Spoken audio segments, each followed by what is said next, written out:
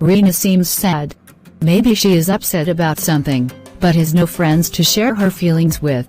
Well then, let's learn 5 English expressions. Idioms about feeling sad with their meaning and usage.